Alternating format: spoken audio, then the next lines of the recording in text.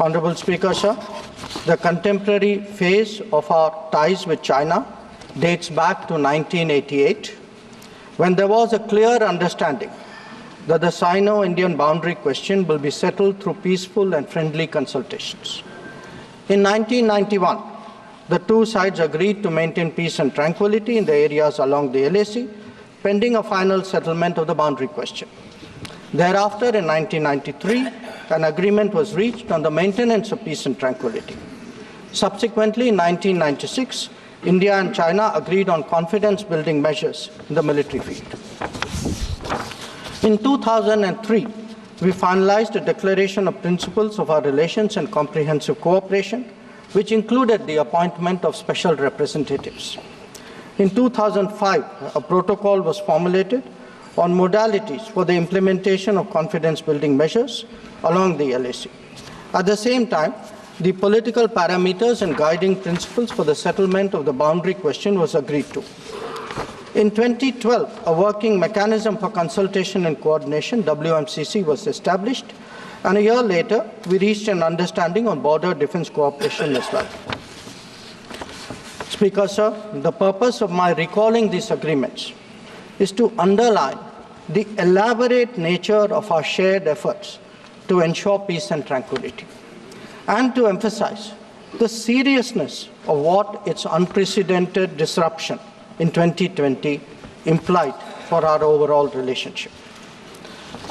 The situation arising after our counter-deployment in 2020 called for multiple sets of responses. The immediate priority was to ensure disengagement from friction points so that there would be no further untoward incidents or clashes. This, sir, has been fully achieved, as I will explain.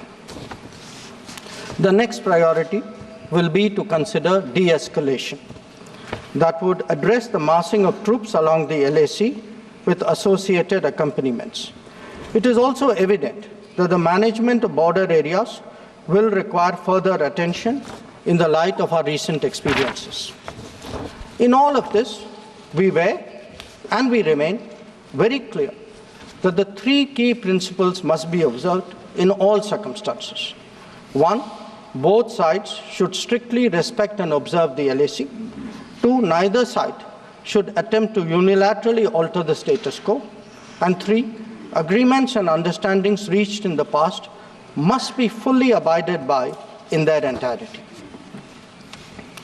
Honorable members would appreciate that as a result of the sustained tension and specific developments in the border areas, our overall relationship with China was bound to be impacted adversely.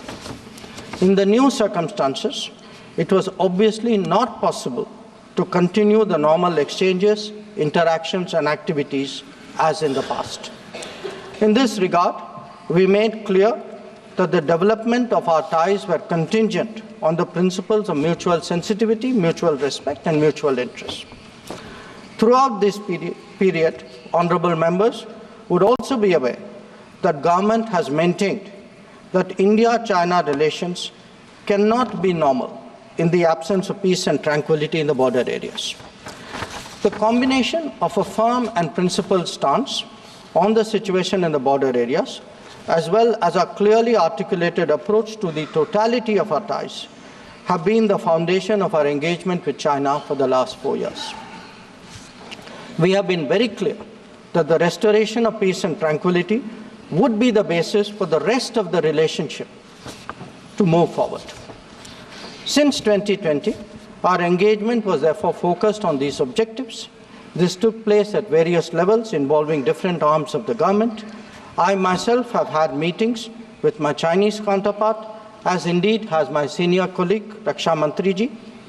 Our NSA has also engaged his Chinese counterpart, both being special representatives on the boundary question.